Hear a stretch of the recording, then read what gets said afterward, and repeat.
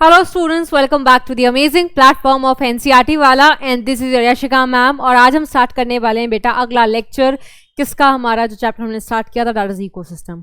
तो this is the last lecture for this chapter जहां पर हम बात करेंगे रेस्ट ऑफ द सेक्शन की, जिसमें कवर होने वाला है इकोलॉजिकल पिरामिड्स। और क्या कवर होने वाला है बेटा, इकोलॉजिकल सक्सेशन, जो साइकिल्स हैं, न्यूट्रिएंट साइक्लिंग्स, जिसमें हम कार्बन साइकिल और फॉस्फोरस साइकिल पढ़ने वाले हैं। और हम क्या पढ़ने वाले हैं बेटा, इकोसिस्टम सर्विसेज, जो हमें नेचर फ्री प्रोवाइड करता है एज अ गिफ्ट, जिसकी हमें कदर नहीं है ना। यस तो सबसे पहले हम स्टार्ट करने वाले हैं बेटा इकोलॉजिकल पिरामिड्स। तो what is ecological pyramids? Ecological pyramids आपको सबको पता होगा, ठीक है, बट इकोलॉजिकल पिरामिड्स क्या है? जब आप पिरामिड्स को कंस्ट्रक्ट करते हो इकोलॉजिकल पैरामीटर्स का इस्तेमाल करके। इकोलॉजिकल पैरामीटर्स में क्या आएंगे? बायोमास का पिरामिड, नंबर्स, नंबर किसका? ऑर्गेनिज्म का नंबर जो एक इकोसिस्टम है उसका पिरामिड, और एनर्जी का पिरामिड। तो 3 पैरामीटर्स का इस्तेमाल किया जाता है। वो सारे पैरामीटर्स इकोलॉजी बेस्ड हैं, जैसे biomass, numbers and the energy. जब इन इकोलॉजिकल पैरामीटर्स का इस्तेमाल करके ग्राफिकल रिप्रेजेंटेशन की जाती है, ठीक है, जो फिर आपको ग्राफिकल रिप्रेजेंटेशन मिलता है, आप उसको इकोलॉजिकल पैरामीटर्स कहते हो। डिफाइन कैसे करोगे? तो डिफाइन करोगे कि इकोलॉजिकल पैरामीटर्स क्या है? ये ग्राफिकल रिप्रेजेंटेशंस हैं डिफरेंट इकोलॉजिकल पैरामीटर्स। और इन इकोलॉजिकल पैरामीटर्स में क्या आ जाता है? एनर्जी। और किसके बारे में हम बात करेंगे? नंबर के बारे में। और किसके बारे में हम बात करेंगे? बायोमास में। जैसे फॉर एग्जांपल अगर मैं एनर्जी की बात करूं, जैसे जैसे आप ट्रॉफिक लेवल आगे बढ़ाते जाते हो, एनर्जी डिक्रीज होती है, इंक्रीज होती है? तो आप बोलोगे मैम डिक्रीज होती है। व्हाई? बिकॉज हमेशा 10% एनर्जी ही आगे ट्रांसफर होती है, और जैसे जैसे ट्रॉफिक लेवल बढ़ता चला जाता है एनर्जी घटती चली जाती है। तो सबसे ज्यादा एनर्जी किसके पास होगी? प्रोड्यूसर्स के पास। जैसे जैसे आप ऊपर जाते जाओगे एनर्जी घटती चली जाएगी। तो शेप कैसा मिला आपको? ट्राइंगल। इस तरीके के पिरामिड्स को अपराइट बोलते हैं। तो हमने यहाँ एनर्जी की बात किसके रिस्पेक्ट में की? जैसे जैसे हम आगे डिफरेंट सक्सेसिव ट्रॉफिक लेवल पर चलते जा रहे थे। तो जितने भी इकोलॉजिकल पैरामीटर्स होते हैं, चाहे वो एनर्जी हो, चाहे नंबर हो, चाहे बायोमास हो, हम बात करते हैं उसकी सक्सेसिव ट्रॉफिक लेवल्स में, एक के बाद एक जो आने वाले ट्रॉफिक लेवल्स हैं कि एनर्जी का, बायोमास का, नंबर का क्या होगा। एंड बेटा अगर तुम इकोसिस्टम बदलते हो, ये कि अगर ट्री इकोसिस्टम है, पानी वाला इकोसिस्टम है, टेरेस्ट्रियल इकोसिस्टम है, तो पैरामीटर्स के पिरामिड भी चेंज हो सकते हैं, ठीक है। तो सबसे पहले हम बात करेंगे पिरामिड ऑफ नंबर की। किसकी बात करेंगे हम बेटा? पिरामिड ऑफ नंबर की। पिरामिड ऑफ नंबर का आपको मतलब समझ में आ रहा होगा। नंबर ऑफ ऑर्गेनिज्म देखेंगे कि ग्रासलैंड में जैसे जैसे हम आगे ट्रॉफिक लेवल पे बढ़ते हैं तो नंबर घटता है या बढ़ता है। फिर एक्वेटिक इकोसिस्टम में देखेंगे नंबर घटता है या बढ़ता है, ठीक है।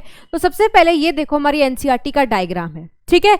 जब आपको इस तरीके का शेप मिलता है, जैसे आपको इस तरीके का शेप मिलता है, ट्राइंगल शेप मिल रहा है ना पिरामिड का, तो ये कैसा पिरामिड है बेटा? ये अपराइट पिरामिड है। ये अपराइट पिरामिड किसका है? कौन से इकोलॉजिकल पैरामीटर का है? नंबर का है। तो देखो एनसीईआरटी ने एग्जाम्पल भी लिखा हुआ है। पीपी का मतलब होता है प्राइमरी प्रोड्यूसर, पीसी का मतलब प्राइमरी कंज्यूमर, इसको हर्बीवोर भी कहते हो। एससी का मतलब सेकेंडरी कंज्यूमर, इसको प्राइमरी कार्निवोर भी बोलते हो। लिखवा रखा है सारे बेटा पिछले लेक्चर में। और जो सबसे ऊपर रहे वो टर्शरी कंज्यूमर, या आप कह सकते हो टॉप कार्निवोर। अब होता क्या है, यहां पर नंबर देखो प्राइमरी प्रोड्यूसर का। जैसे घास है बेटा, घास तो बहुत सारी है ना, नजर उठा करके देखो घास ही घास दिखाई देगी। अब घास पर खाने वाले जो ऑर्गेनिज्म है उनका नंबर तो कम होगा, उनको खाने वाले ऑर्गेनिज्म और कम, और उसको खाने वाले ऑर्गेनिज्म और कम। तो हो क्या रहा है, जैसे जैसे ट्रॉफिक लेवल बढ़ाते चले जा रहे हो नंबर घटता चला जा रहा है ना। तो आप देख सकते हो यहाँ पर एनसीईआरटी ने एग्जाम्पल लिखा हुआ है, इतने सारे प्राइमरी प्रोड्यूसर हैं, इनको कंज्यूम करने वाले इतने हैं, इनको कंज्यूम करने वाले सेकेंडरी कंज्यूमर 3,54,000 है, और टॉप कार्निवोर्स का नंबर हमेशा ही कम होता है, ठीक है। तो पिरामिड ऑफ नंबर अगर तुम ग्रासलैंड इकोसिस्टम में देखोगे, अगर आप ग्रासलैंड इकोसिस्टम में देखोगे तो आपको पिरामिड ऑफ नंबर कैसा मिल रहा है? The pyramid is upright. आपको अपराइट पिरामिड मिल रहा है। बट आपको अगर मैं पॉन्ड इकोसिस्टम की बात करूं तो पॉन्ड इकोसिस्टम में भी अपराइट होगा। सोचो क्या होगा? या इन्वर्टेड होगा? सोचो भाई, ये देखो ये देखो, ये किसका है, जो भी मैंने बताया ना ग्रासलैंड इकोसिस्टम का। तो घास देखो कितने सारे हैं, हर्बीवोर्स उनको खाने के लिए कम है, फिर सेकेंडरी वोर्स कंज्यूमर्स इनको खाने के लिए कम है, और टॉप देखो कितना ही कम है। ठीक है, तो ये ग्रासलैंड इकोसिस्टम है। तो ग्रासलैंड इकोसिस्टम में हमेशा आपको क्या मिलता है, कम, जैसे जैसे आप ऊपर जाते जाते हो ट्रॉफिक लेवल में नंबर घटता चला जाता है। क्या होता है बेटा, नंबर घटता चला जाता है। अगर मैं पॉन्ड इकोसिस्टम की बात करूं, तो पॉन्ड इकोसिस्टम का अगर मैं फूड चेन लिखूं तो फाइटोप्लैंक्टॉन्स माइक्रोस्कोपिक होते हैं, तो बड़ा सारा नंबर हो सकता है इनका नंबर ज्यादा। इनको खाने वाले जू प्लैंक्टॉन्स कम होंगे, जू प्लैंक्टॉन्स को खाने वाले स्मॉल फिश कम जू प्लैंक्टॉन से, और स्मॉल फिश को खाने वाली जो बड़ी मछलियां होती हैं एक जगह पर और कम दिखाई देती है ना। तो पॉन्ड इकोसिस्टम में भी आपको क्या दिखाई दे रहा है, जैसे ट्रॉफिक लेवल बढ़ा रहे हो नंबर घटता चला जा रहा है। ऐसा जब होता है तो शेप आपको कैसा मिलता है, ट्राइंगल, और ट्राइंगल शेप मिलता है तो हम क्या बोलते हैं, pyramid is upright. But tree ecosystem में भी ऐसा होता है क्या, ट्री इकोसिस्टम में आपको अपराइट नहीं मिलता, या तो आपको स्पिंडल शेप मिलता है, या तो आपको कैसा मिल सकता है बेटा, इन्वर्टेड। यू नो व्हाई, ये देखो एक बड़ी सी पेड़ है बेटा, एक बड़ा सा पेड़ है, ठीक है, तो ट्री तो यहां पर एक ही हो गई, ये देखो ट्री। अब ट्री पर रहने वाले बेटा बड़े सारे नंबर्स में बर्ड है, बहुत सारे बर्ड्स हैं, बहुत सारे बर्ड्स हैं। ट्री एक, बट बर्ड्स देखो कितने हैं। ठीक है, तो ये क्या हो गए, बर्ड्स। कैसे बर्ड्स हैं बेटा, हर्बीवोरस बर्ड्स, क्योंकि ट्री प्रोडक्ट्स पर फीड करते हैं। These are herbivorous birds. अब इस बर्ड्स पे बेटा क्या हो सकते हैं, इस बर्ड पर हो सकते हैं बड़े सारे पैरासाइट्स। एक बर्ड के ऊपर कितने पैरासाइट्स होते हैं, इतनी बर्ड हैं तो कितने सारे पैरासाइट्स हो सकते हैं। तो यहां पर क्या हो रहा है, this is T1, this is T2 and this is T3। जैसे जैसे ट्रॉफिक लेवल इंक्रीज होता जा रहा है, as trophic level goes on increasing, trophic level goes on increasing, the number of organism also increases in successive trophic level, in successive trophic level। ठीक है, तो होता क्या है बेटा, अगर ऐसा होता है तो आपको इन्वर्टेड ट्राइंगल मिल रहा है ना, इन्वर्टेड ट्राइंगल। तो जब इन्वर्टेड ट्राइंगल मिलता है तो ऐसे पिरामिड को क्या कहते हैं, पिरामिड इज इन्वर्टेड। फिर एनसीईआरटी ने बेटा आपको एक सिचुएशन दी है, उस सिचुएशन में ट्री इकोसिस्टम में क्या होता है, एक बर्ड है, सॉरी एक बड़ा सा पेड़ है बेटा, एक ही है, इस ट्री के ऊपर बहुत सारे बर्ड्स हैं छोटे छोटे, बट इट बर्ड को खाने वाले जो सबसे बड़े बर्ड होते हैं हॉक्स, उनका नंबर कम है। तो आप खुद देखो, ये प्रॉपर इन्वर्टेड भी नहीं है क्योंकि पूरा ट्राइंगल शेप ऐसा नहीं मिल रहा, पूरा ट्राइंगल शेप ऐसा भी नहीं मिल रहा। तो इस तरीके के शेप को हम क्या कहते हैं, स्पिंडल शेप। तो ट्री इकोसिस्टम में आपको इन्वर्टेड शेप भी मिल सकता है, स्पिंडल शेप भी मिल सकता है। स्पिंडल का एग्जाम्पल ये हो जाएगा, इन्वर्टेड का एग्जाम्पल ये हो जाएगा। ये किसकी बात कर रहे हैं, ट्री इकोसिस्टम की। ग्रासलैंड में क्या होता है, तालाब में, पॉन्ड में क्या होता है, हमने देख लिया। नेक्स्ट जो हम पढ़ने वाले हैं बेटा, that is okay, pyramid of biomass. Second is pyramid of biomass. Number देख लिया, अब बायोमास देखते हैं। बायो का मतलब बायोलॉजिकल ऑर्गेनिज्म, मास का मतलब वजन। किसका वजन, बायोलॉजिकल ऑर्गेनिज्म का वजन, जो हर एक ट्रॉफिक लेवल में बैठा हुआ है। तो एनसीईआरटी यहां पर देखो एग्जांपल लेती है, एक टेरेस्ट्रियल इकोसिस्टम का लेती है और एक पॉन्ड वाले इकोसिस्टम का लेती है। सो इन टेरेस्ट्रियल इकोसिस्टम, और इस टेरेस्ट्रियल इकोसिस्टम में बेटा, टेरेस्ट्रियल इकोसिस्टम में इन्होंने ट्री वाला का भी एग्जाम्पल ले लिया है और ग्रासलैंड का भी एग्जाम्पल ले लिया। यहां पर ट्री और ग्रासलैंड का अलग अलग नहीं होता, इसलिए एक ही में इंक्लूड कर दिया क्योंकि है तो दोनों टेरेस्ट्रियल इकोसिस्टम ही। तो यहां पर देखो नीचे, ये है हमारा किसका, ये वाला जो पिरामिड है। तो आप देखो ट्राइंगल ऊपर की तरफ बन रहा है। जब ट्राइंगल ऊपर की तरफ बनता है तो ऐसे पिरामिड को क्या कहते हैं बेटा, अपराइट।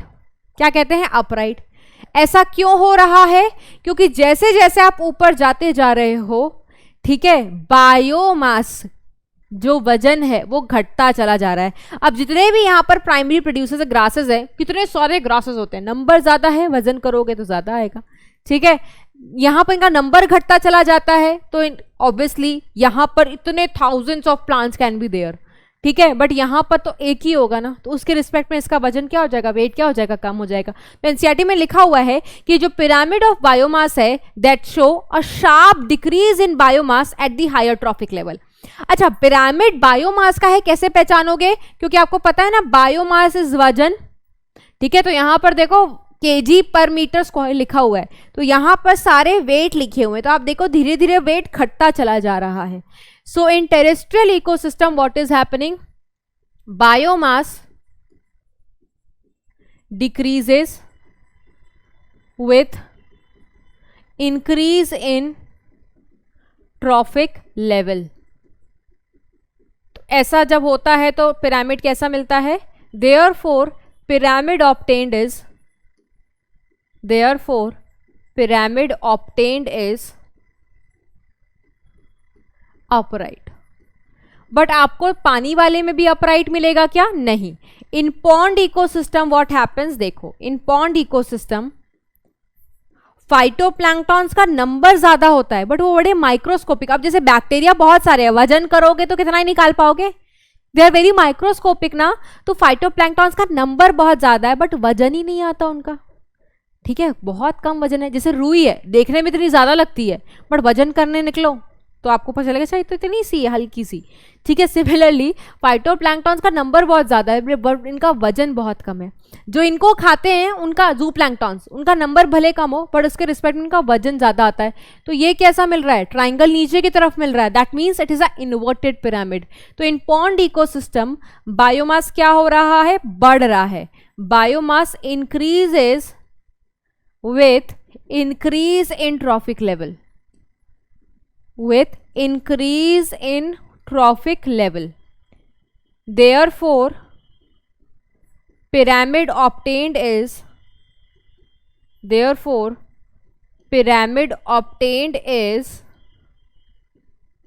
कैसा आ रहा है आपको, inverted। Therefore pyramid obtained is inverted, ठीक है। तो अगर आपको पूछा जाएगा तो आपको पॉन्ड वाला और टेरेस्ट्रियल दोनों एक्सप्लेन करना पड़ेगा, ठीक है। आपको ये ग्राफ भी ड्रॉ करना पड़ेगा बेटा, because this is there in the NCERT. आपको सिर्फ ये लिखोगे तो नहीं, आपको इकोलॉजिकल पिरामिड्स कंस्ट्रक्ट करना पड़ेगा, तो आपको याद रखना पड़ेगा ऐसे, ये ऐसे, ठीक है। नेक्स्ट हम पढ़ेंगे बेटा पिरामिड। अच्छा, पिरामिड ऑफ बायोमास का मैंने यहाँ पर देखो और ऐड किया हुआ है।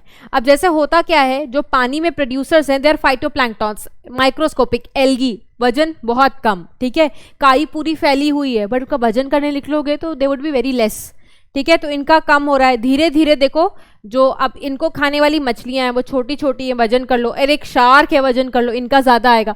तो अब देखो बायोमास वेट बढ़ता चला जा रहा है और ट्राइंगल कैसा मिल रहा है, नीचे की तरफ, तो इन्वर्टेड पिरामिड। अब यहाँ पर क्या है बेटा, यहाँ पर बड़े सारे प्लांट्स हैं, बहुत बड़े बड़े ह्यूज प्लांट्स हैं एक एरिया में, ठीक है। इनको खाने वाले हर्बीवोर्स, उनका नंबर कम, वजन भी कम, तो इट कीप्स ऑन डिक्रीजिंग, ठीक है। यहाँ पर शेर 1 किलो लिखा हुआ है, जोक्स अपार्ट, ठीक है, बट तुम समझ जाओ। नेक्स्ट क्या है, तो यहां से भी टेरेस्ट्रियल का याद रखना, इट इज अपराइट, और पानी वाला इन्वर्टेड। लास्ट जो हमारे पास पिरामिड बचता है बेटा that is pyramid of energy. ये इकलौता पिरामिड ऐसा है कि कोई भी इकोसिस्टम ले लो, चाहे पानी वाला चाहे टेरेस्ट्रियल, ये हमेशा अपराइट ही मिलेगा, क्योंकि पानी में भी 10% लॉ चलेगा तो सबसे लास्ट वाले ट्रॉफिक को सबसे कम एनर्जी मिलेगी, टेरेस्ट्रियल में भी 10% लॉ मिलेगा तो सबसे लास्ट वाले को सबसे कम एनर्जी मिलेगी। आप देख सकते हो, ये देखो प्लांट के पास 10,000 जूल है बट इसने आगे कितनी ट्रांसफर की, सिर्फ 10%। फिर इस 1000 जूल ने आगे कितनी ट्रांसफर की, सिर्फ 10%। इस 100 जूल से आगे कितनी ट्रांसफर हुई, सिर्फ 10%। तो आप देखो सबसे बाहर, सबसे आखिर में जो टॉप कार्निवोर है उसको 10 जूल ही मिल रहा है। सबसे ज्यादा एनर्जी किसने ली है, प्लांट ने, क्योंकि प्लांट सबसे पहले लगा, जो सबसे पहले आएगा वो पाएगा, जो सबसे आखिर में जिसको मिलेगा उसको सबसे कम मिलेगा. So pyramid of energy is always upright in all ecosystem, चाहे वो टेरेस्ट्रियल हो या फिर क्या हो, aquatic. Why? Since 10% law of energy is applicable.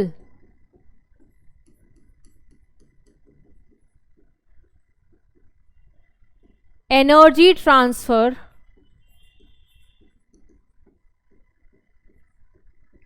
decreases, energy transfer keeps on decreasing in successive trophic level. अच्छा, एक चीज़ और मैंने आपको बताई थी, ये 10% लॉ फूड चेन में चलता है. यहाँ पर देखो एनसीईआरटी लिखती है कि सूरज भगवान से इतनी लाइट आ रही है, तो क्या जो सूरज भगवान से लाइट प्लांट को मिली, क्या ये भी 10% है? नहीं, ये कितनी परसेंट है? 1%. जो सन से लाइट आती है वो प्लांट्स को 1% मिलती है. प्लांट से आगे सारा का सारा 10% लॉ चलता है. ठीक है, ये मैंने आपको पहले भी बता रखा है. तो हमने देख लिया pyramid of energy is always upright, reason भी लिख दिया क्योंकि 10% लॉ एप्लीकेबल होता है किसी भी इकोसिस्टम में. तो ये हमने किसकी बात कर ली है बेटा? इकोलॉजिकल पिरामिड्स की. अब इकोलॉजिकल पिरामिड्स के लिमिटेशन क्या? इकोलॉजिकल पिरामिड्स में सिर्फ फूड चेन आ सकता है, फूड वेब नहीं आ सकता. ठीक है, ये सिर्फ सिंपल फूड चेन्स को एकोमोडेट कर सकता है. ये उनको भी नहीं कर सकता जो एक से ज्यादा ट्रॉफिक लेवल को ऑक्यूपाई करते हैं, क्योंकि रखोगे कहाँ, किस लेवल पर रखोगे? क्योंकि आप यहाँ पर तो लेवल फिक्स करना होता है ना कि T3 को है, T4 को है. इन्होंने डीकम्पोजर सैप्रोट्रॉफ्स को कोई जगह ही नहीं दे रखी है. देखो हमने कहीं पढ़ा नहीं. तो एनसीईआरटी कुछ लिमिटेशंस बताती है कि it does not take into the account एक ही स्पीशीज जब वो बिलोंग करते हैं एक से ज्यादा ट्रॉफिक लेवल. जैसे इंसेक्टिवोरस प्लांट्स को कहाँ रखोगे? इंसेक्टिवोरस प्लांट्स को, प्लांट्स प्रोड्यूसर्स हैं बट ये क्या खा रहे हैं? इंसेक्ट खा रहे हैं. To which level they belong they can't tell. Ecological pyramids fail हो जाते हैं यहाँ पर. उसके बाद ये सिर्फ सिंपल फूड चेन के लिए होते हैं, इसमें फूड वेब के लिए तुम इकोलॉजिकल पिरामिड्स कंस्ट्रक्ट नहीं कर सकते. नेक्स्ट ये है कि सैप्रोफाइट्स, डीकम्पोजर्स, माइक्रोब्स, डेट्रीवोर्स, अर्थवर्म जैसे लोगों को इकोलॉजिकल पिरामिड्स में जगह ही नहीं मिली, इनके लिए कोई घर नहीं है. तो ये सारे पॉइंट्स इकोलॉजिकल पिरामिड्स के बन जाते हैं लिमिटेशंस. लास्ट मतलब जो बड़े क्वेश्चंस आते हैं उसमें ऐसा क्वेश्चन आ जा सकता है कि पूरे के पूरे इकोलॉजिकल पिरामिड्स को विद डायग्राम एक्सप्लेन करो अलॉन्ग विद द लिमिटेशन. तो अभी जो जितना पढ़ा है बेटा लिख दोगे along with the ecological pyramids के diagram. Next, moving on to the next, we will talk about what is ecological succession.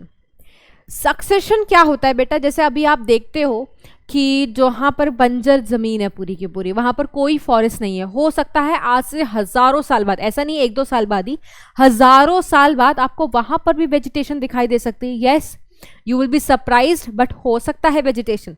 या ये भी हो सकता है जहाँ पर आप जंगल देख रहे हो वो कभी पूरा का पूरा तालाब हो, पानी हो, या जहां पर आप फॉरेस्ट देख रहे हो वो पूरा का पूरा बंजर इलाका हो. ठीक है, तो जो ये ग्रेजुअल चेंजेस हो रहे हैं, ठीक है, एक फॉरेस्ट को बनाने के लिए day by day, year by year, इसको हम सक्सेशन बोलते हैं. अब आपको पता है कि कोई भी सक्सेशन होने वाली है ये एकाएक तो नहीं होती, ग्रेजुअली होती है, स्लोली होती है, और प्रिडिक्ट कर सकते हो कि क्या आने वाला है. सबसे पहले 11th क्लास में आपको पढ़ाया गया था किसी भी बंजर जगह को जाकर के जो बसाते हैं, कॉलोनाइज करते हैं, वो लाइकेंस होते हैं. लाइकेंस सबसे पहले आते हैं. ठीक है, उसके बाद मॉसेस, मॉसेस के बाद हर्ब्स, हर्ब्स के बाद श्रब्स, श्रब्स के बाद ट्रीज. तो you know this is fixed, this is ये जो चेंजेस होने वाली हैं धीरे धीरे, दीज आर प्रिडिक्टेबल. तो हम कैसे डिफाइन करते हैं what is ecological succession? It is the gradual and predictable changes, gradual and predictable changes in species composition of an area. ठीक है, अब आप देखो एनसीईआरटी ने क्या लिखा हुआ है. सबसे पहले ये देखो, जो भी कम्युनिटी स्टैब्लिश होती हैं, ये देखो क्या लिखा हुआ है. An important characteristics जितने भी कम्युनिटीज बीच में आएंगी is that their composition and structure constantly change in response to the changing environmental condition। जिस सबसे पहले लाइकेंस आएगा, लाइकेंस के बाद मॉस आ रहा है, तो इनके अपने कॉम्पोजिशन है ना। कॉम्पोजिशन का मतलब क्या होता है? स्पीशीज कॉम्पोजिशन, ठीक है। ये जो ऑर्डरली और सिक्वेंशियल चेंज होती है किसी भी फिजिकल एनवायरनमेंट में, ये तब तक होती रहेगी जब तक एक स्टेबल कम्युनिटी स्टैब्लिश नहीं हो जाती। जैसे फॉरेस्ट, ये कब तक चेंज रहेगा बेटा? जब तक फॉरेस्ट ना डेवलप हो जाए। एक बार फॉरेस्ट डेवलप हो गया दैट मीन्स सक्सेशन कंप्लीटली खत्म हो चुकी है, फिनिश हो चुकी है, ठीक है। ये जो चेंजेस हैं lead finally to a community that is near equilibrium, या आप कह सकते हो स्टेबल है। इसको हम क्या कहते हैं? Climax community. ये जो ग्रेजुअल और प्रिडिक्टेबल चेंजेस होते हैं एक एरिया में स्पीशीज कॉम्पोजिशन को लेकर के, जैसे फॉर एग्जांपल अगर कोई बंजर इलाका है वहां पर स्पीशीज अलग प्रकार के हैं, डिकम्पोजर्स अलग प्रकार के हैं, लेकिन जब एक जंगल बन जाएगा वहां पे स्पीशीज के कॉम्पोजिशन देखो कितने भिन्न भिन्न प्रकार के होंगे, डिकम्पोजर्स बदल जाएंगे। तो स्पीशीज कॉम्पोजिशन में धीरे धीरे ग्रेजुअली चेंज आता रहता है, इसी को हम इकोलॉजिकल सक्सेशन कहते हैं। जब सक्सेशन होती है बेटा, कुछ स्पीशीज कॉलोनाइज करते हैं एरिया को और and their population become more numerous, whereas population of other species decline and even disappear. जैसे मैंने आपको बताया कि हो सकता है पानी जो बॉडी है, एक्वेटिक बॉडी, वो कंप्लीटली फॉरेस्ट में चेंज हो जाए। तो पानी वाले जो ऑर्गेनिजम्स हैं क्या वो फॉरेस्ट में मिलते हैं? अब मछलियां तुम्हें फॉरेस्ट में मिलेंगे, जंगल में नहीं।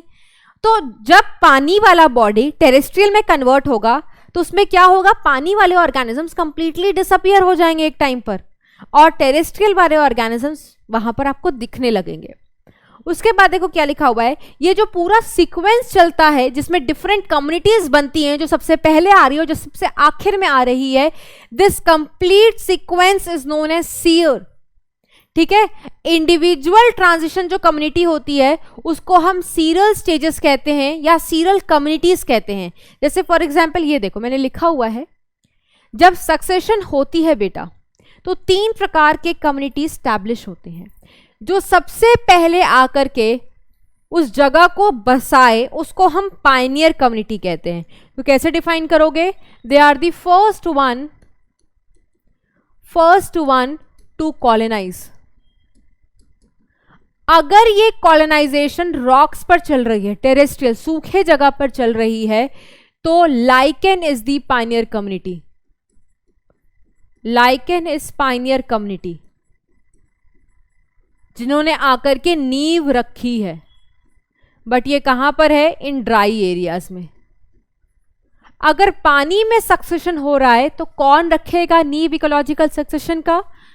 तब वहां पर जो एक सक्सेशन कराते हैं दे आर फाइटोप्लैंक्टॉन्स। कभी कभार जू प्लैंक्टॉन्स भी दिया होता है। तो फाइटोप्लैंक्टॉन इज पायनियर कम्युनिटी। कहां पर? वेट एरियाज में, पानी वाले एरियाज में, ठीक है। जैसे अगर आपको स्टेशन पकड़नी है, स्टेशन नहीं ट्रेन पकड़नी है, तो सबसे पहला स्टेशन होगा that will be your Pioneer station. आपको दिल्ली से मुंबई जाना है तो Delhi is your Pioneer station. And जो सबसे आखिर में मुंबई का स्टेशन आने वाला है that is a climax station, ठीक है। तो और बीच में जितने स्टेशन आए, जितने स्टेजेस आए, वो सारे ट्रांजिशनल है। तो लाइकेन और फाइटोप्लैंक्टन पायनियर है। आखिर में फॉरेस्ट ही बनता है, चाहे सक्सेशन पानी में चल रही हो चाहे सूखी जगह पर चल रही हो। तो फॉरेस्ट क्या है बेटा? Forest is the climax community. इसको कहते हैं ये सबसे स्टेबल कम्युनिटी है। क्यों? क्योंकि ये नियर इक्विलिब्रियम है। किसके इक्विलिब्रियम? एनवायरमेंट के। तो अब ये चेंज नहीं होगी। This is the last community जो स्टैब्लिश हुई है, last one two establish.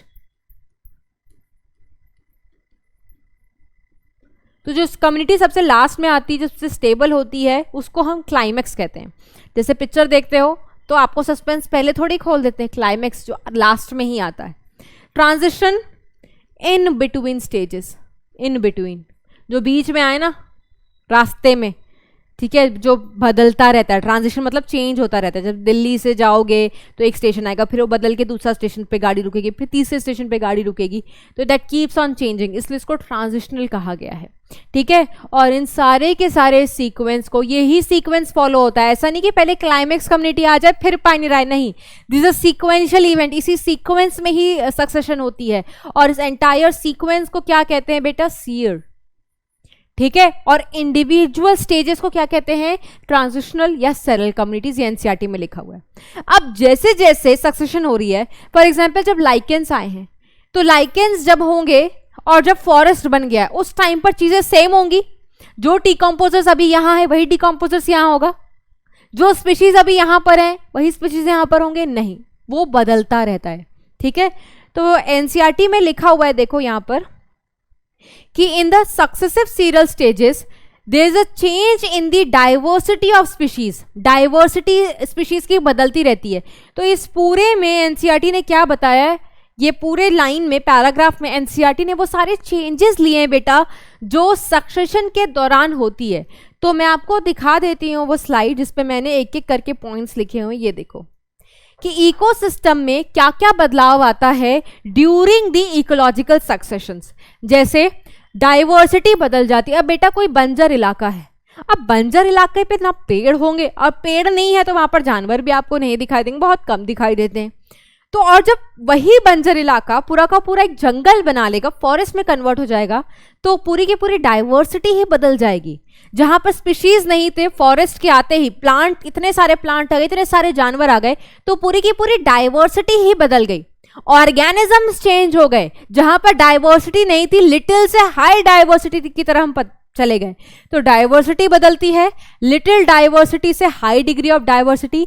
Biomass भी, बायोमास मतलब जब बंजर जगह पर कोई ऑर्गेनिज्म ही नहीं है तो किसका वजन कर लोगे? वजन भी कम।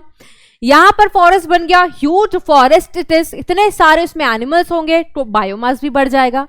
ठीक है, इसके बाद ह्यूमस का कंटेंट भी, बंजर इलाके पे बेटा कोई रह ही नहीं रहा है, ठीक है, कोई ऑर्गेनिज्म ही नहीं है, वो मर ही नहीं रहा, वो जब है ही नहीं ऑर्गेनिज्म तो मरने किसकी बात करोगे? डिकॉम्पोजिशन ही वहां बहुत कम है, तो ऑब्वियसली ह्यूमस भी कम है।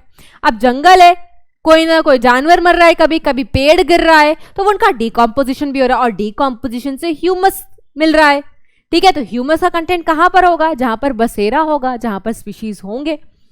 उसके बाद चाहे हमारी सक्सेशन पानी में चले, चाहे हमारा सक्सेशन ड्राई एरियाज पे चले, रॉक्स वगैरह पर, ultimately they will move towards a medium water condition. Magic का मतलब क्या होता है? Medium water condition. अब मीडियम वाटर कंडीशन का आपको एग्जाम्पल बताऊं, forest.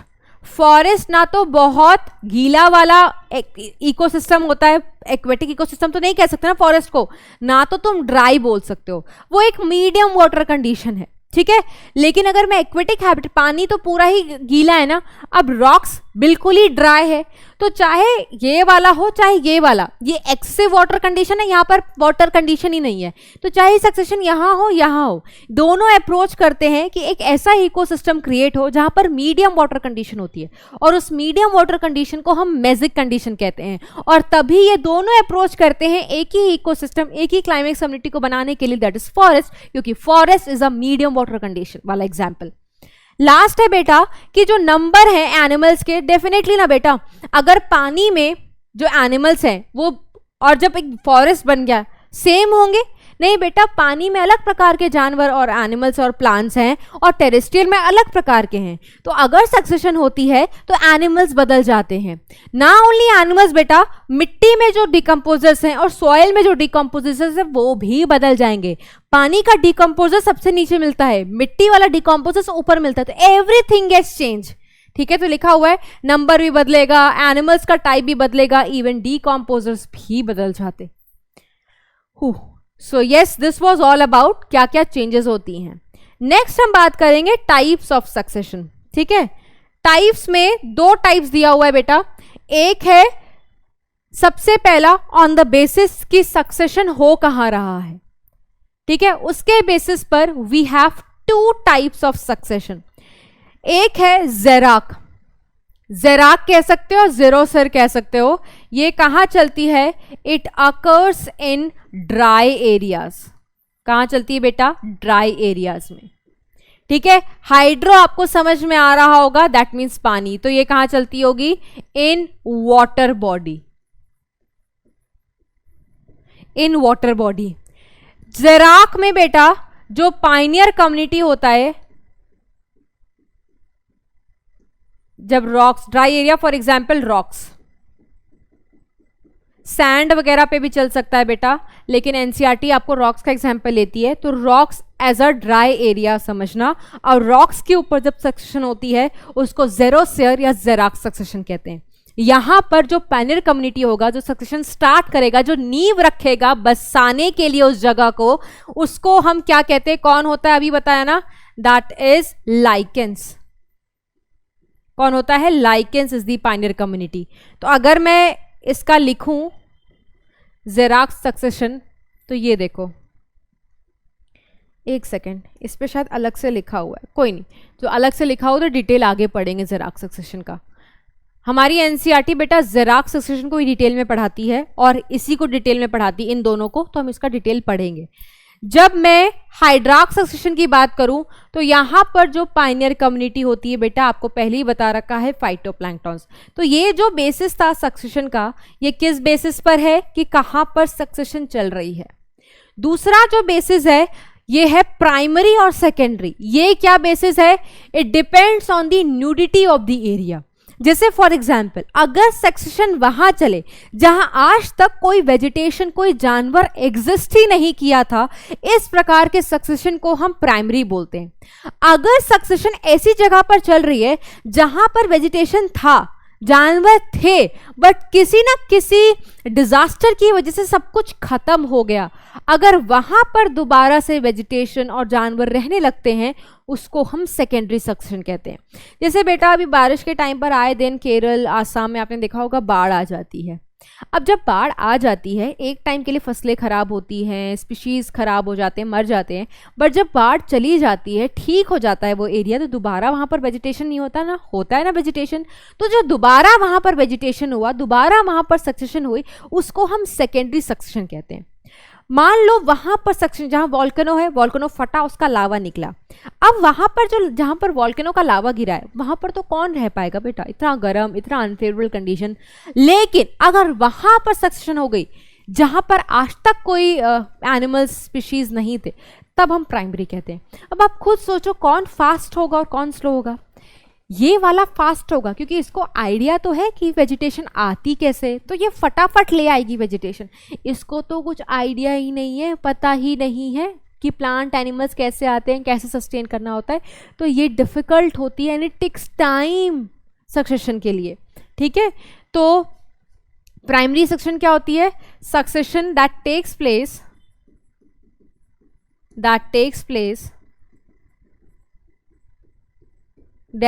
place in area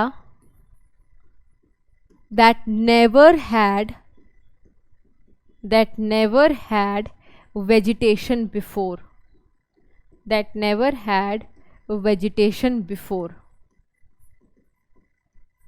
therefore it's difficult to take place। क्योंकि यहाँ पर कोई अगर वेजिटेशन थी नहीं, तो यहाँ पर पहले सॉइल बनाने में ही टाइम लग जाएगा, सॉइल बनाने के बाद डिफरेंट स्पीशीज को लाने में टाइम लग जाएगा, इसीलिए डिफिकल्ट होती है, and it takes time to happen.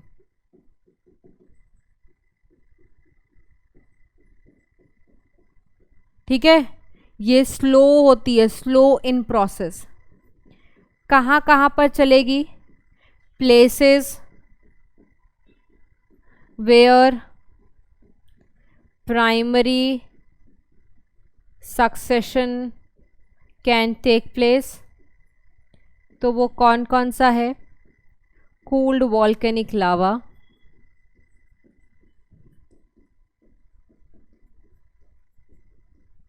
Igneous rocks, etcetera. ठीक है, सेकेंडरी सक्सेशन कैसे डिफाइन करोगे? Succession that takes place in area that had vegetation but somehow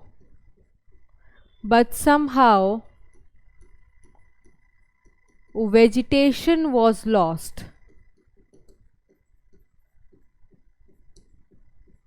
ठीक है, तो since it has already supported vegetation,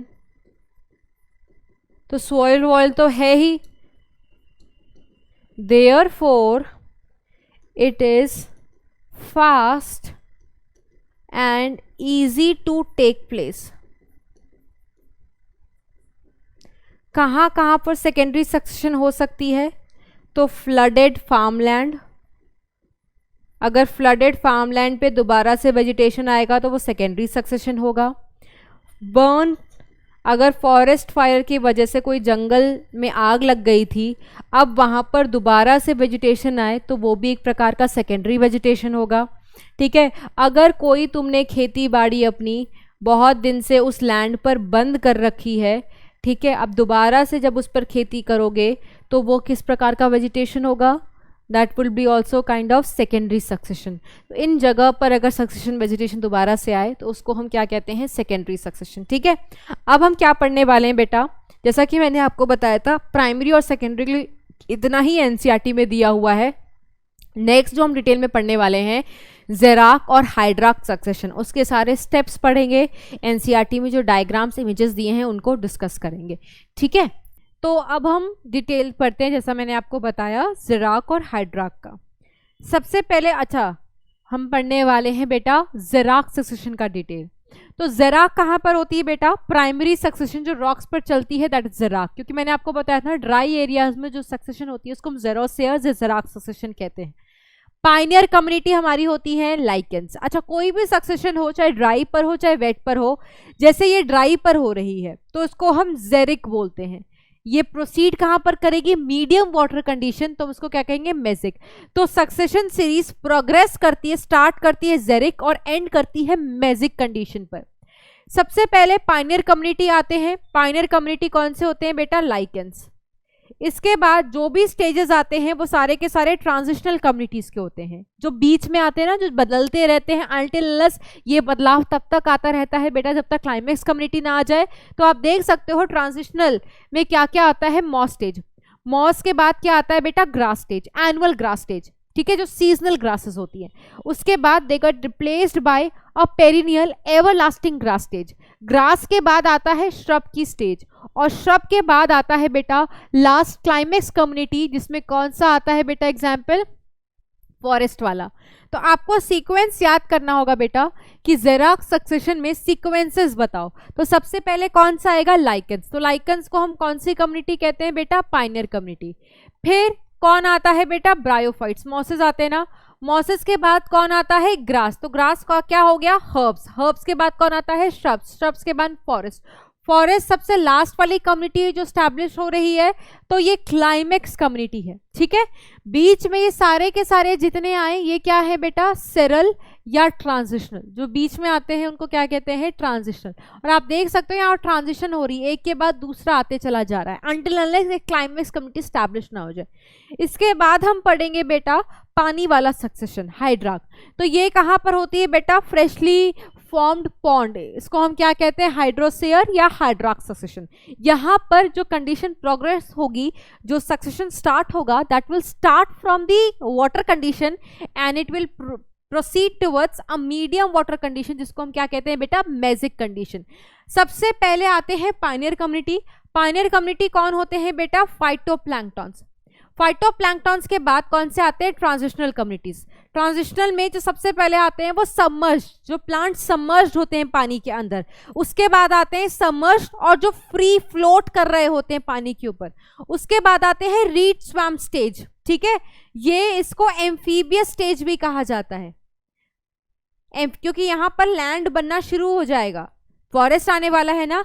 फिर एक होता है मार्श मेडो स्टेज. ठीक है, काफी बुशी हो जाएगा, पानी धीरे धीरे खत्म, स्क्रब स्टेज आ जाएगा वो श्रब्स वाला, और कंप्लीटली लास्ट में कौन आएगा, क्लाइमेक्स कम्युनिटी, जिसमें क्या आ जाएगा, फॉरेस्ट। तो देखो इसमें ये स्टेज है, सबसे पहले फाइटोप्लैंक्टन पायनियर कम्युनिटी आया, उसके बाद सबमर्ज्ड प्लांट स्टेज, उसके बाद सबमर्ज्ड फ्री फ्लोटिंग स्टेज, उसके बाद रीड स्वैम्प स्टेज, उसके बाद मार्श मेडो स्टेज, उसके बाद स्क्रब स्टेज, एंड देन फिर कौन आ गया बेटा, फॉरेस्ट।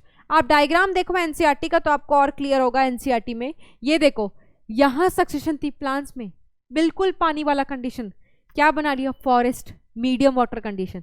तो ये जो सक्सेशन ग्रेजुअल चेंजेस हो रहे हैं ये बनाने के लिए, इसी को हम इकोलॉजिकल सक्सेशन कहते हैं, क्योंकि पानी में हुई है, पानी का कन्वर्जन है ये, ठीक है, इसलिए इसको हाइड्राक सक्सेशन कह रहे हैं। स्टार्ट कहाँ हुई थी, पानी में।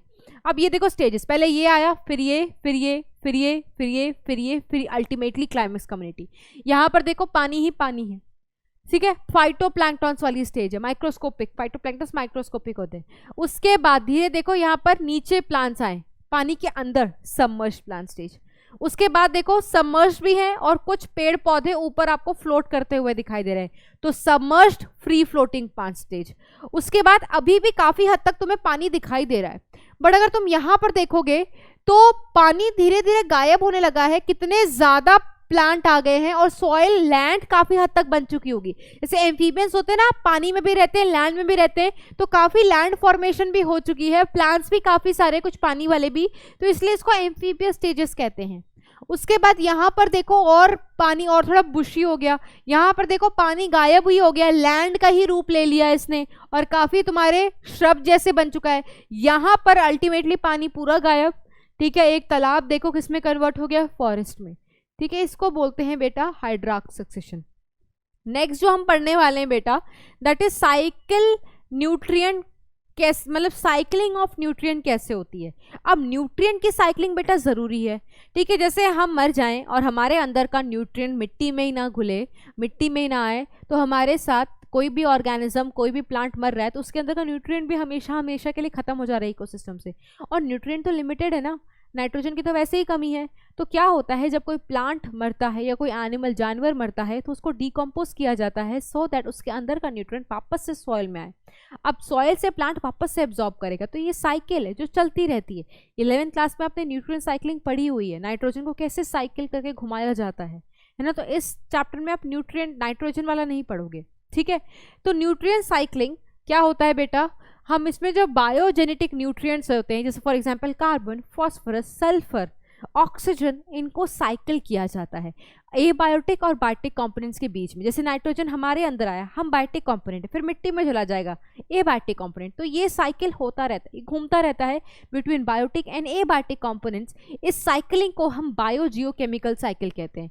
तो देखो क्या लिखा हुआ है कि जो एसेंशियल एलिमेंट्स होते हैं वो हर ऑर्गेनिजम्स को चाहिए अपनी बॉडी बिल्डिंग के लिए। नाइट्रोजन सबको चाहिए, माइक्रोब को भी चाहिए, बैक्टीरिया को भी चाहिए, प्लांट्स को भी चाहिए, फॉस्फोरस सबको चाहिए, ठीक है। तो ऐसे न्यूट्रिएंट्स का क्या होता है, जो भी न्यूट्रिएंट का अमाउंट एक इकोसिस्टम में मौजूद होता है, मैंने पहले भी पढ़ा रखा है बेटा, इसको क्या कहते हैं, स्टैंडिंग स्टेट। जब ऐसे न्यूट्रिएंट्स का एक्सचेंज होता है between biotic and abiotic component, इसको हम क्या कहते हैं, न्यूट्रिएंट साइक्लिंग या biogeochemical cycle. Biogeochemical cycle there of two types, एक होता है बेटा गैसियस साइकिल और एक होता है सेडिमेंट्री साइकिल। जिसका रिजर्वॉयर एटमॉस्फेयर हो, जिसका सोर्स एटमॉस्फेयर हो, वहां से कहानी शुरू होती है घूमने की, उसको हम गैसियस साइकिल कहते हैं। जिसका सोर्स अर्थ क्रस्ट हो, जैसे फॉस्फोरस कहाँ पर पाया जाता है, रॉक्स पर, ठीक है, तो वो फॉस्फोरस वाली साइकिल कैसी हो जाएगी, सेडिमेंट्री। अगर मैं ऑक्सीजन की बात करूं, नाइट्रोजन की बात करूं, उनका सोर्स कहाँ होता है, एटमॉस्फेयर, ठीक है, तो वो कैसे हो जाएंगे, गैसियस साइकिल। तो देखो क्या लिखा हुआ है, जो भी एक्सचेंज न्यूट्रिएंट होता है वो गैसियस या वेपर के फॉर्म में होता है। जैसे कार्बन का एक्सचेंज कार्बन डाइऑक्साइड गैस के फॉर्म में होता है, नाइट्रोजन का जो एक्सचेंज होता है वो नाइट्रोजनस गैस के फॉर्म में होता है, same goes with the oxygen, that is why इनको हम गैसियस साइकिल का नाम देते हैं। अब इनका कोई मिनरल सोर्स नहीं है, मिनरल सोर्स तो तब होता है जब हम कहते हैं अर्थ क्रस्ट से मिल रहा है, सॉइल में मिल रहा है, नहीं, ये तो हवा, मतलब हवा इन द सेंस इनका सोर्स एटमॉस्फेयर है, तभी इनको हम क्या कहते हैं, नॉन मिनरल। तो देखो लिखा हुआ है कि जो इनका रिजर्वॉयर पूल है, रिजर्वॉयर मतलब जहां पे ये रहते हैं mainly, main source that is atmosphere. अगर वाटर होगा मतलब हाइड्रोजन, तो उसके लिए ऑब्वियसली वाटर, हाइड्रोस्फीयर। तो गैसेस का मेनली एटमॉस्फेयर, हाइड्रोजन के रिस्पेक्ट में हाइड्रोस्फीयर लिखा हुआ है। तो इसमें कौन कौन से आते हैं गैसियस साइकिल में जो पार्टिसिपेट करते हैं? Nitrogen, carbon, oxygen and hydrogen. Nitrogen already आपको पढ़ाया गया है कि किस तरीके से एटमॉस्फेयर वाले नाइट्रोजन को फिक्स किया जाता है। इस चैप्टर में आपको एज एग्जाम्पल के लिए कि गैसियस साइकिल क्या होती है, इन्होंने कार्बन का एग्जाम्पल लिया है सिर्फ, तो आपको सिर्फ एक कार्बन साइकिल पढ़नी है। फिर आता है सेडिमेंट्री साइकिल, जो आपको मिनरल या अर्थ क्रस्ट से मिले, देखो लिखा हुआ है, दैट इज लिथोस्फेयर। इसमें कौन आ जाता है? सल्फर और फॉस्फोरस साइकिल। तो इस चैप्टर में फॉस्फोरस का एग्जाम्पल लेकर के आपको सेडिमेंट्री साइकिल समझाई गई है। सबसे पहले चलते हैं कार्बन। तो हर साइकिल में सबसे पहले बताया गया है कि उस एलिमेंट की इंपॉर्टेंस कहाँ पर है। तो इंपॉर्टेंट क्यों है बेटा कार्बन? क्योंकि कार्बन आप देखो जितने भी ऑर्गेनिक कंपाउंड्स है, इतनी तुमने ऑर्गेनिक केमिस्ट्री पढ़ी होगी, हर जगह तुम्हें कार्बन का प्रेजेंस दिखाई दे रहा होगा, because every organic compound is made up of carbon. तो कार्बन की कितनी इंपॉर्टेंस है यू कैन ऑब्वियसली इमेजिन, ठीक है। तो ये कार्बोहाइड्रेट्स में भी होते हैं, लिपिड्स में भी, प्रोटीन्स में भी, न्यूक्लिक एसिड, एंजाइम, हॉर्मोन्स, हर जगह हैं। तो इस सिग्निफिकेंस तो समझ ही गए होगे, ठीक है। और हमारा जो ऑर्गेनिज्म का ड्राई वेट होता है वो it constitute 49% of the dry weight, और पानी के बाद अगला जो नंबर है अबंडेंस में वो इसका ही है। नेक्स्ट देखोगे तो क्या लिखा हुआ है कि जो हमारा कार्बन का सोर्स है कहाँ कहाँ होता है बेटा? पानी। सबसे ज्यादा कार्बन ओशन में डिसॉल्व फॉर्म में मिलता है इन दी फॉर्म ऑफ बाइकार्बोनेट्स, ठीक है। तो जितने भी टोटल क्वांटिटी है 71% of the carbon is found in the ocean. किस फॉर्म में? डिसॉल्व्ड फॉर्म में। CO2 और कहां पर मिलता है बेटा? एटमॉस्फेयर में, ठीक है। CO2 और कहां पर मिलता है? कार्बोनेट्स और ग्रेफाइट्स में, ठीक है।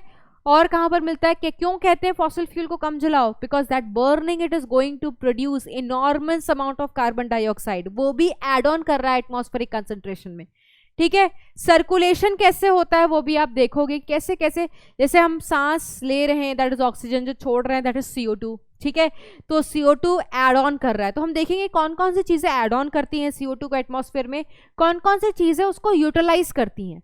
ये तो सबको पता होगा, मेजर जो CO2 का यूटिलाइजेशन होता है वो फोटोसिंथेसिस के थ्रू होता है। जो भी फोटोसिंथेसिस, जो भी एटमॉस्फेरिक CO2 है उसको प्लांट एब्जॉर्ब कर लेता है, मतलब एब्जॉर्ब क्या, CO2 को अंदर ले लेता है, किस पर्पस के लिए? फोटोसिंथेसिस के लिए।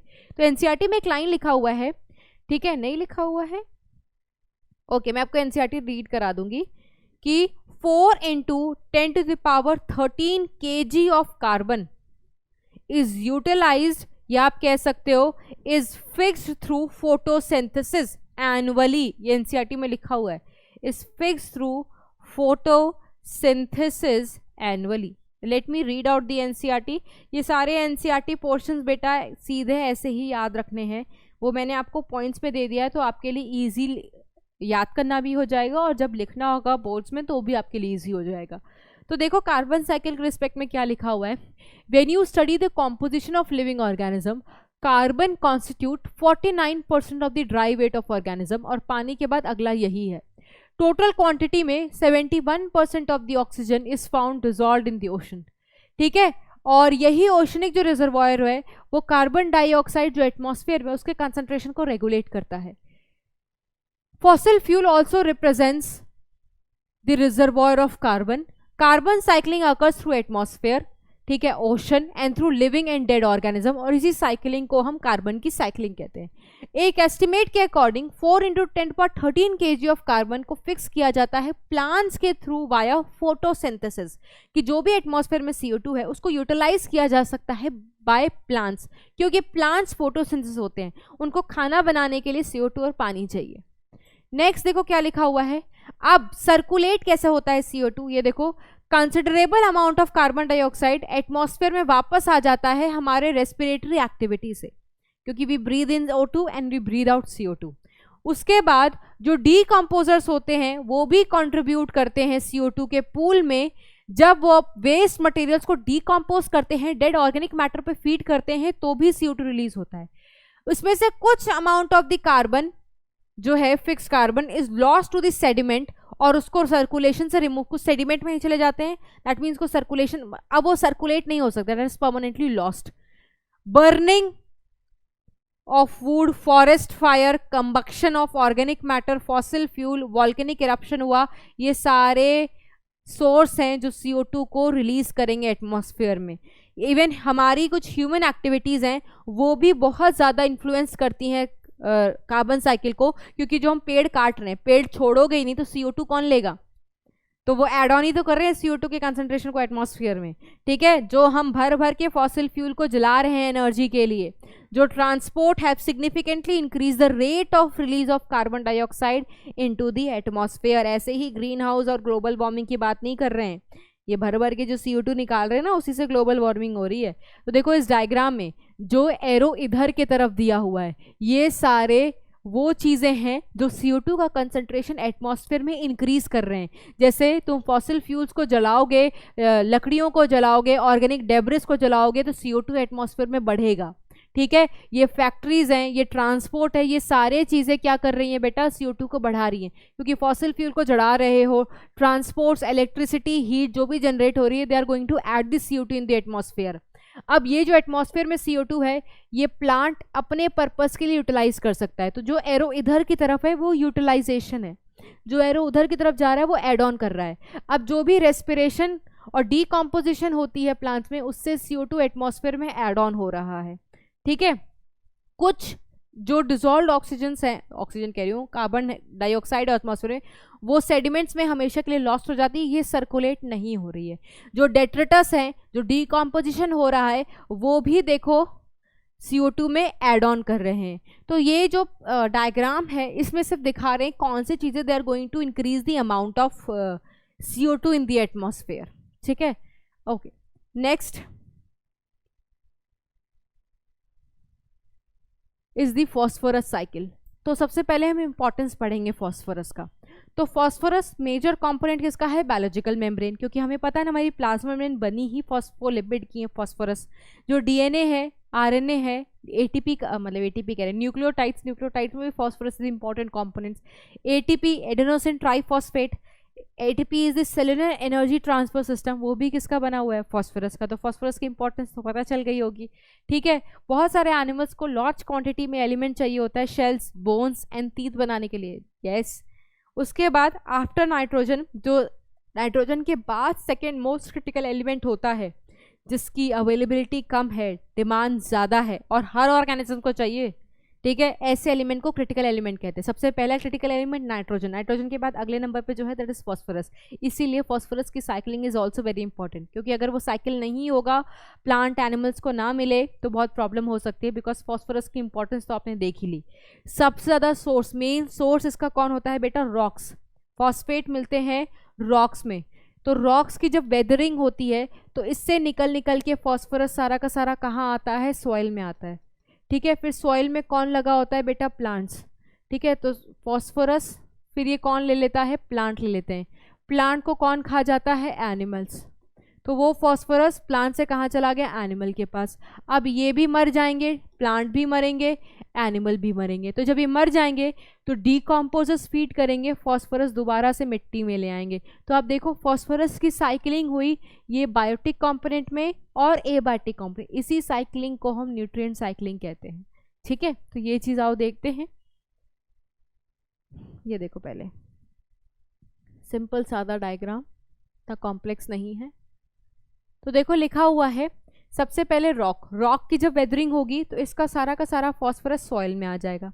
अब सॉइल से फॉस्फोरस कौन ले लेता है बेटा, सॉइल से फॉस्फोरस ले लेगा कौन, प्लांट। प्लांट के पास आ गया, प्लांट के पास रूट हेयर्स होते हैं, वो एब्जॉर्ब कर लेते हैं मिनरल सॉइल से। अब हो सकता है कुछ फॉस्फोरस पानी के बहाव के साथ बह जाए, कहीं प्लांट्स तक ना पहुंचे, तो इसको क्या लिखा हुआ है, रन ऑफ। कुछ फॉस्फोरस अपटेक मतलब एब्जॉर्ब हो जाती है प्लांट्स पर। ठीक है, अब प्लांट्स को कौन खा लेते हैं, कंज्यूमर, हर्बीवोर्स। ठीक है, तो फॉस्फोरस प्लांट से यहाँ पर पहुँच गया। अब कोई अमर तो है नहीं, सब मरेंगे, प्लांट भी मरेगा, जानवर भी मरेंगे। तो ये एनिमल्स जब मरते हैं मिट्टी में आएंगे मरने के बाद। ठीक है, तो ये किसका पार्ट बन जाएंगे, डेट्रिटस। डेट्रिटस वो चीज़ होती है जो डिकम्पोजिशन हो। तो डेट्रिटस कब बनेगा, डेड एंड डिकेइंग, मतलब जब ये मर जाएं। प्लांट्स हो सकता है पूरा का पूरा ना मरे, बट इसकी पत्तियां कुछ कुछ चीज़ें तो हमेशा गिरती रहती है ना। तो लिटर फॉल मतलब ये लिटर इज प्लांट्स का कचड़ा, पत्तियां जो गिर रही हैं, जो ट्विग्स गिर रहे हैं, छोटी छोटी टहनी गिर रही हैं, दे आर लिटर। किसके लिटर हैं? ये प्लांट्स के लिटर हैं। तो ये भी डेट्रिटस बना लेगा, ये भी डेट्रिटस बना लेगा। अब डेट्रिटस पर डीकॉम्पोजिशन होगा और इसके अंदर का फॉस्फोरस दोबारा से सॉइल में आ जाएगा। ठीक है, तो आप देखो जहां से शुरुआत हुई थी घूम फिर करके आ गया, फिर से इसका अपटेक होगा, ये इसको खा जाएगा, फिर से ये मरेंगे, फिर से फॉस्फोरस आ जाएगा। So there is a complete cycling of the phosphorus, इसी को बोलते हैं फॉस्फोरस साइकिल। इनमें और कार्बन साइकिल में फर्क क्या है? यहाँ पर कोई रेस्पिरेटरी इनपुट नहीं है, आप आउटपुट नहीं है, आप सांस लेते हो तो CO2 ही निकलता है, फॉस्फोरस नहीं। ठीक है, तो डेफिनेटली नहीं होगा क्योंकि ये गैशियस फॉर्म में सर्कुलेट होते ही नहीं है। ठीक है, तो एनसीईआरटी ने क्वेश्चन भी पूछा हुआ है।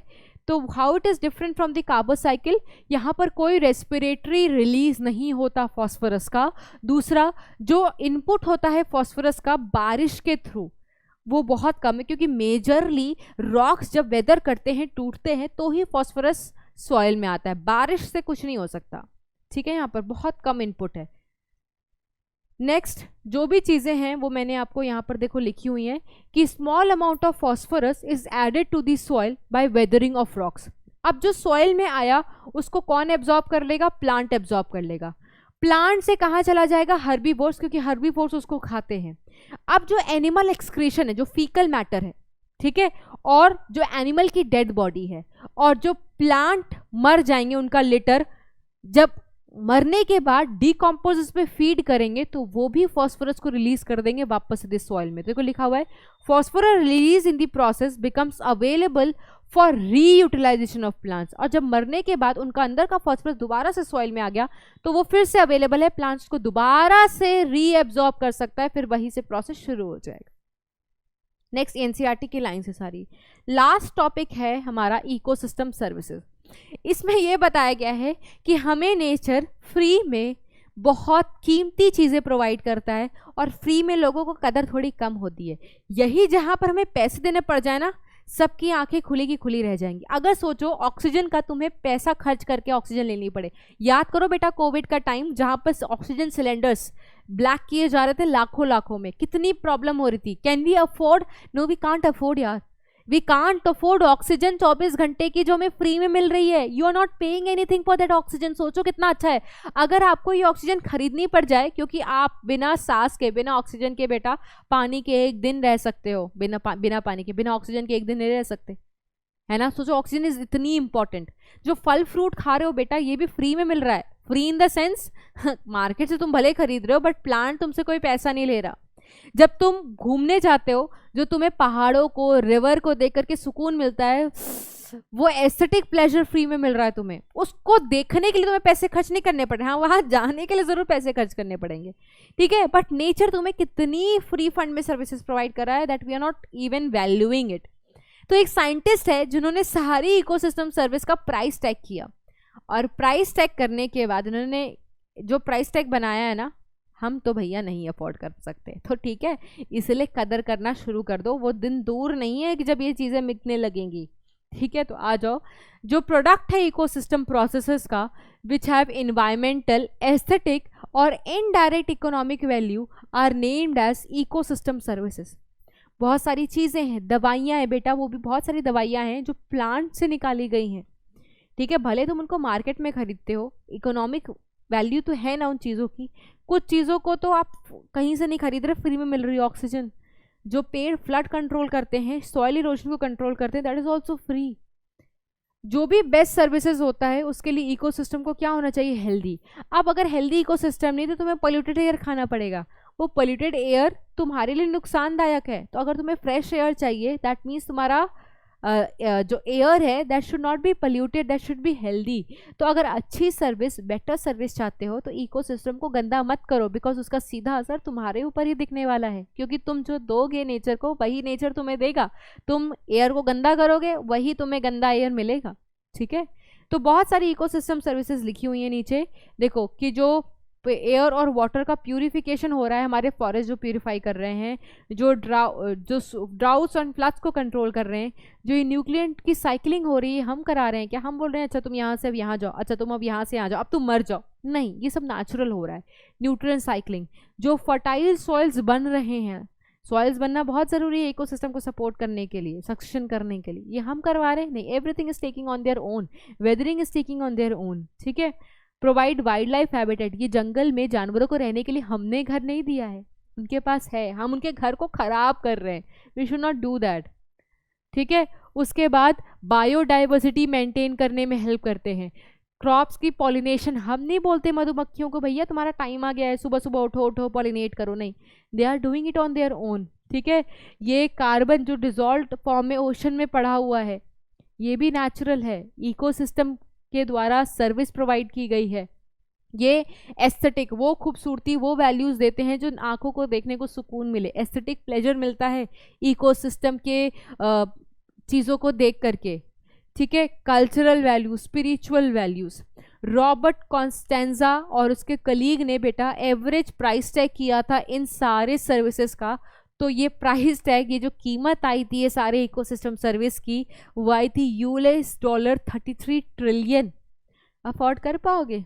कर पाओगे तो करो पल्यूट, नहीं कर पाओगे तो बेटा start maintaining the diversity, start creating a healthy ecosystem, ठीक है। और ये नियरली ट्वाइस द वैल्यू है ग्लोबल जीएनपी यूएस की, $18 ट्रिलियन। यूएस की इतनी है, इससे भी दुगनी प्राइस है हमारे सारे के सारे इकोसिस्टम सर्विसेज की। अब ये प्राइस, ये जो कॉस्ट है, ये डिस्ट्रीब्यूट कैसे किया गया था, ये देखो। सबसे ज़्यादा इस प्राइस में कंट्रीब्यूट करने वाले सॉइल फॉर्मेशन थे 50%, recreation less than 10%, nutrient cycling इस कॉस्ट में less than 10%, climate regulation 6%, habitat for wild life 6%। इस चीज़ों पर वो कॉस्ट निकाली गई थी। तो आपने कॉस्ट देख ली तो स्टार्ट मतलब कदर करना स्टार्ट कर दो बेटा इकोसिस्टम का, नहीं तो वो दिन दूर नहीं है जब आपको हर चीज़ खरीदनी पड़ जाएंगी, ठीक है। अभी तो सिर्फ घूमना ही खरीदना पड़ता है उस ब्यूटी को देखने के लिए, क्या पता वो पहाड़ों को देखने के लिए भी पैसे खर्च करने पड़े, ऑक्सीजन खरीदने के लिए, पॉलिनेशन कराने के लिए, एवरीथिंग विल बी, कोई चीज़ फ्री नहीं रह जाएगी, ठीक है, अगर सब कुछ गंदा ही कर देंगे हम। So yes, that's all for today's lecture and this is your last lecture for the ecosystem. Now we are done with this chapter. मिलेंगे हम नेक्स्ट लेक्चर के साथ। प्रैक्टिस शीट ज़रूर सॉल्व करना because every question you will get, आराम से कर जाओगे। बोर्ड्स के क्वेश्चन PYQ देख लेना, you will be able to solve each and every question. तो मिलते हैं हम नेक्स्ट लेक्चर में, ठीक है। प्लानर के हिसाब say that would be your last lecture, but मैं बाकी बच्चों के साथ अन्याय नहीं करूँगी जो दूसरे बोर्ड्स के हैं, तो जैसे मैंने उनको प्रॉमिस किया है मैं उनको ज़रूर कंटेंट प्रोवाइड करूँगी। सो मिलते हैं नेक्स्ट लेक्चर में। Bye bye and take care everyone, bye bye.